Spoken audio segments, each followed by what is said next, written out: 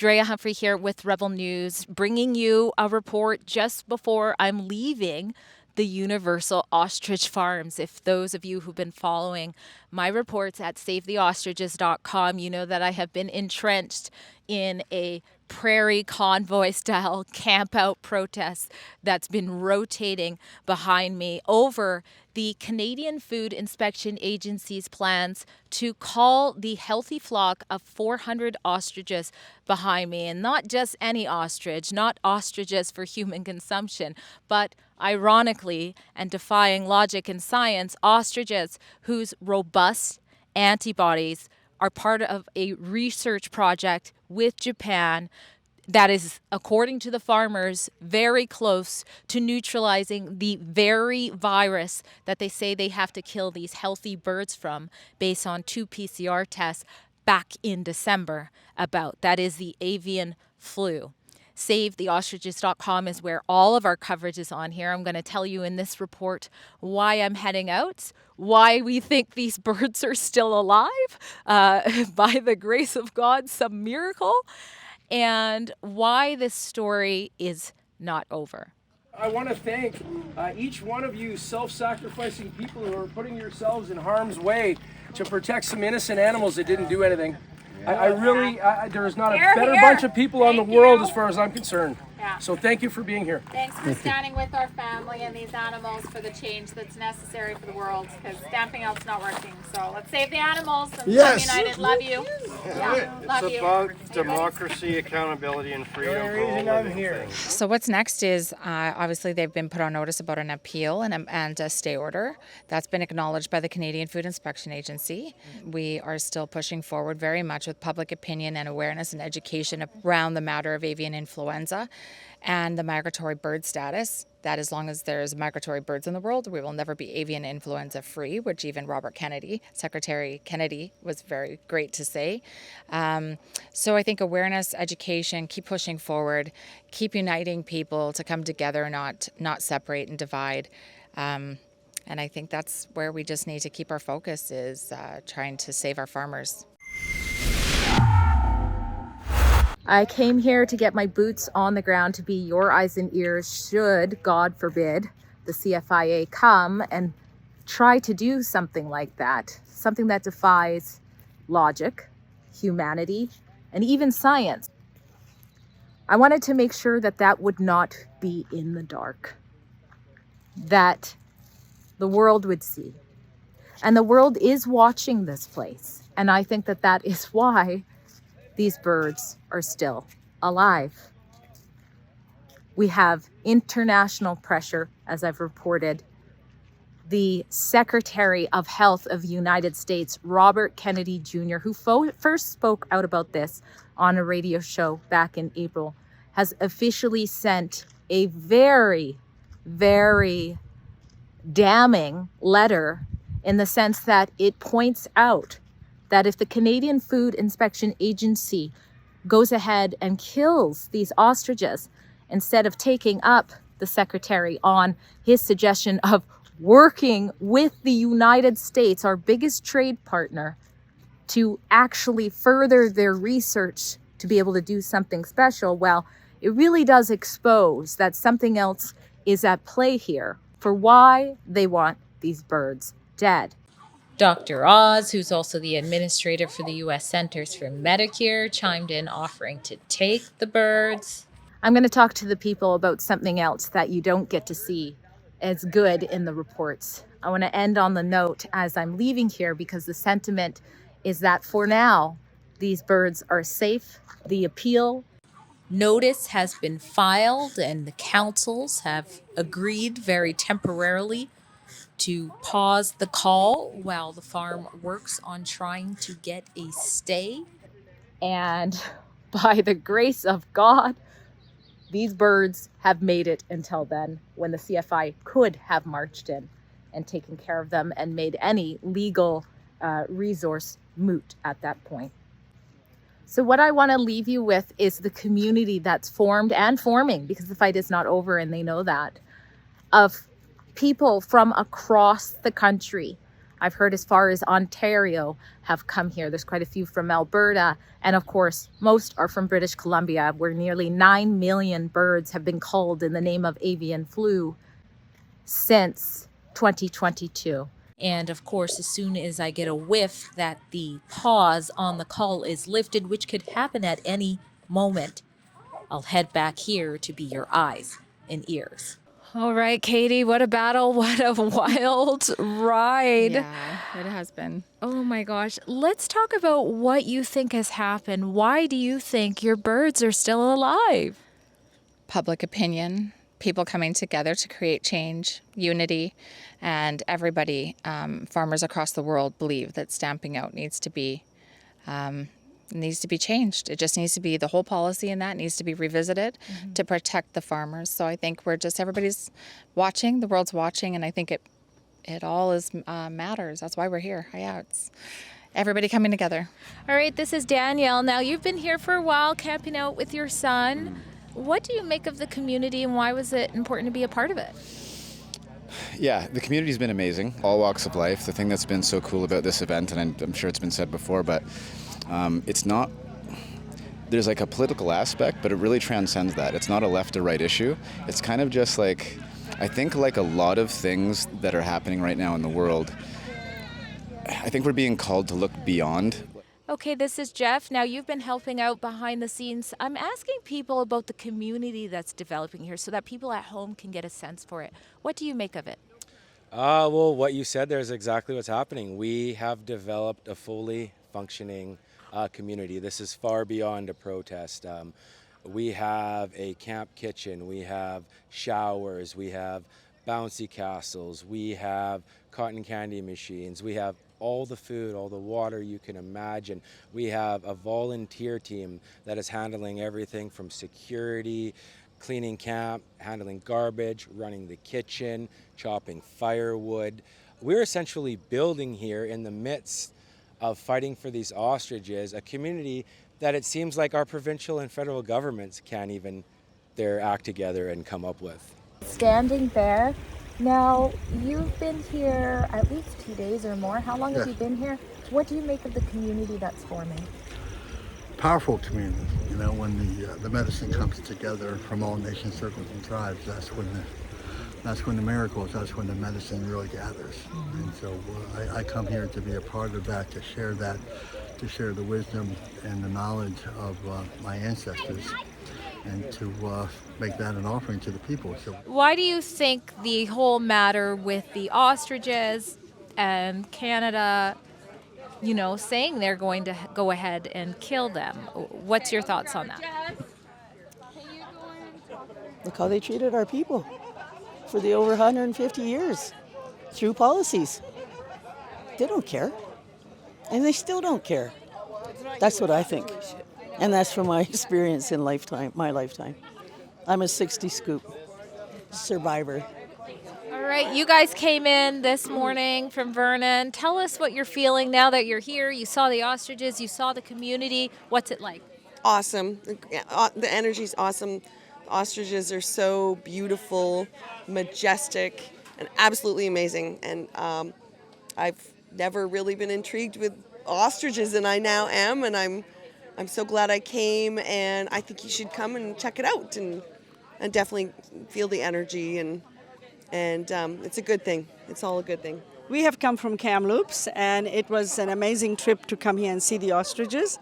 I am amazed and so happy to see the community holding together and standing for what is right for this family and the ostriches. They are important to our environment for the testing that the eggs are done for. I'm absolutely so happy to see that we are all holding together. And I hope and pray that the government will understand what's happening here. That's all right. This is Miss Vic, and this is Jess. Exactly. And I'll oversee, but Jess is really in charge of the kitchen. She's in charge of the cooks and the cleanup. I'm making sure that she's not doing it all. Okay? Thank you. All right, I heard them give you a little bit of a shout out for helping out, and you look sad to go. Why? What is it about this place? Oh, this place. This place has been wonderful to be a part of. I came for 2 days. I think it's day 12 or 13. I'm not too sure anymore. But it's been like honestly one of the best, most transformative experiences of my life being here, seeing how people work together. And we're calling this area where all the people coming the village, because it takes a village, and that is kind of what we have seen like transpire from all of this. Some people have been coming for a long time, some people just stop in for a day, but just seeing everybody come together, work together for the cause, and everything just coming from that, it's been so amazing. When I first got here, there was nothing but a field there with a few people camping, and now we put up a big tent a while back. Now there's fridges, there's freezers, there's food pouring in from all over the local communities. There's bakeries stepping up, offering us weekly bread. There's a donation. There was about $1,000 worth of meat that came in, organic food. People are trying to feed us healthy food, so we're eating nutritional food here. We are literally growing a community at the Universal Ostrich Farm, which is the most amazing thing I've ever got to witness. And it's evolving all the time, and there's more kind of like, we're getting really in our integrity. We just did a ceremonial circle here. You can just take a peek over here quick, and you can see we have Standing Bear there. He's Wayne Snellgrove. He's from Fishing Lake First Nations. He's a world-renowned medicine man from the Bear Clan, and then there's Bev as well from Manitoba sitting next to him. And these are my Bear Clan people. We're from the Bear Clan. And, we were the healers of the tribes, and we come here to help bring the people together. So I really encourage all my native people, this is the time to unite the tribes, and we're seeing our waters being poisoned. We're seeing the winds around the world blowing things over. We're seeing the pharmaceuticals being poisoned. This is the time we bring everything back into alignment. We're seeing the fires ravaging the earth, and especially in these mountains here, these sacred mountains, and all the chemicals in the air. And it's time we bring back the great balance and the great peace. And we have to do that through healing and sitting in circle together. And that's what we just did this morning. We did a couple hour ceremony. What do you get when 20 people get close together and hug?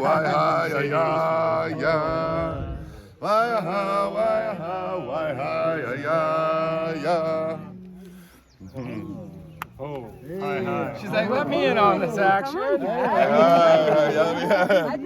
Let the French in. Okay. That's it. I'm just happy to be here and happy to meet my new friends and happy to stick up for my big bird friends, and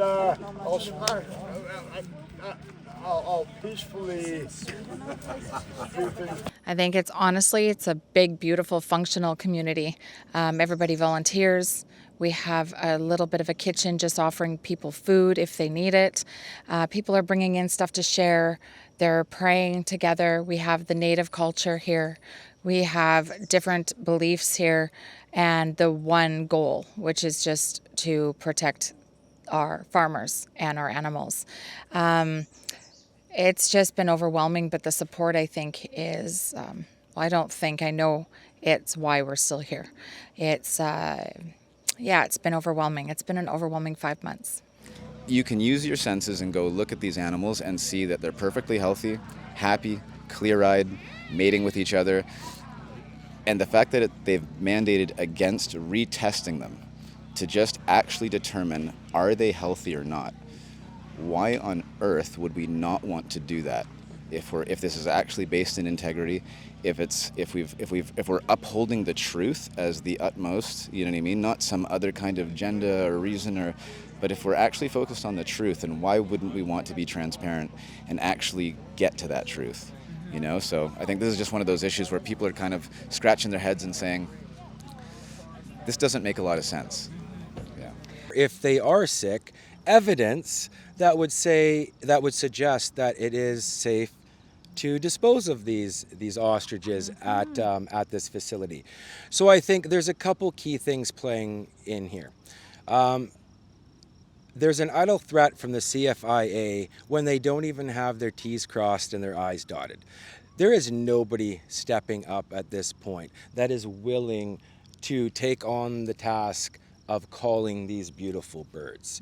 Furthermore, there is no facility that is willing to dispose of healthy ostriches. So I believe that is part of why things have not progressed as far as the CFIA moving forward. Secondly, I truly believe it is the public advocation that is making the difference.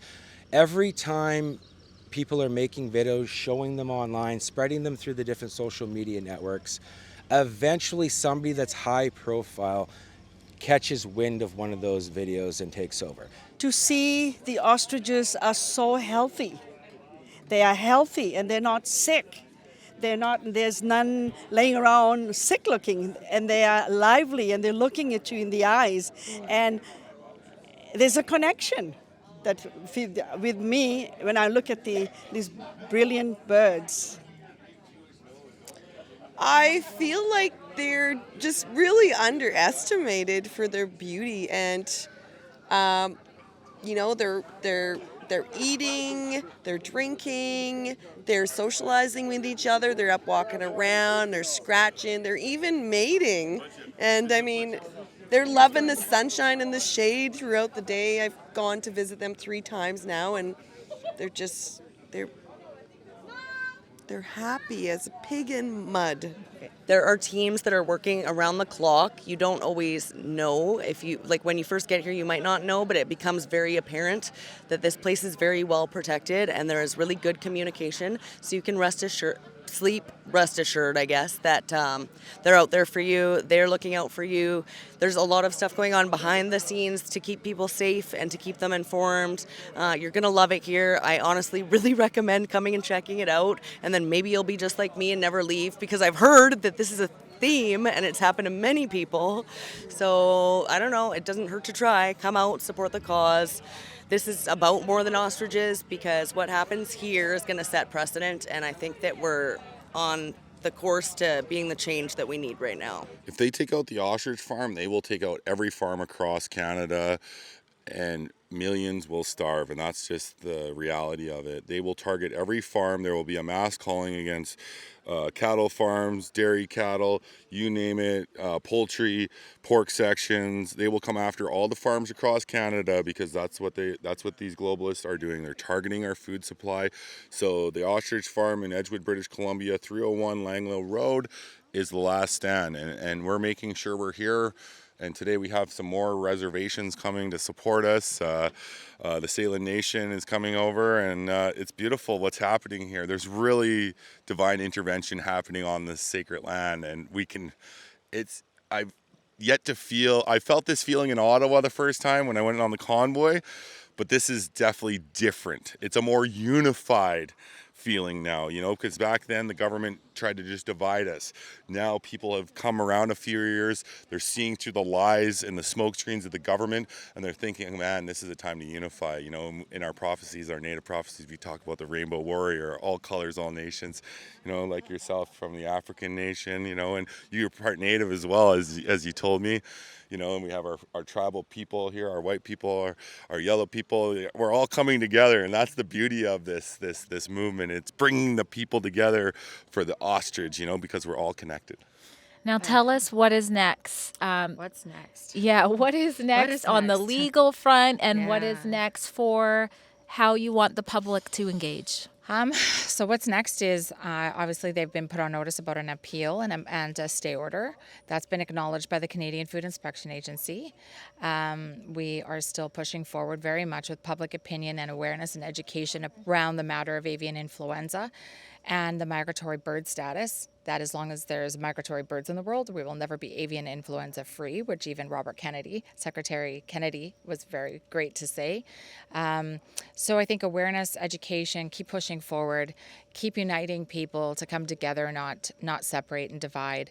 And I think that's where we just need to keep our focus, is trying to save our farmers. Being someone who came out here to take this stand, and it appears it's working for now, what should be the next step for the people?